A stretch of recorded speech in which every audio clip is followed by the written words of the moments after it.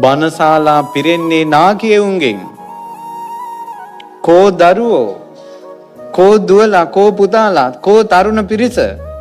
අද මං කියපු බණ ටික එක ඉලන්දාරියෙක් ඇහුවනම් නුඹලාද මේ වැසිය යුත්තේ තරුණ අයද? එවුන් ගෙදර තියලා මොන්දලා එනවා ත්‍රිවිල් එකේ.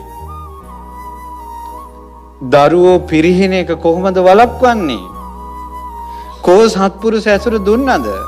කෝ සත්පුරුෂයොත් එක්ක යාළු කළාද? සත්පුරුෂයන්ගේ ධර්මයේ දැනෙන්න ඇරියද? තමන්ට හදන්න බැරි නම් හදන එකෙක් ළඟට හරි ඇදගෙන ඉන්න.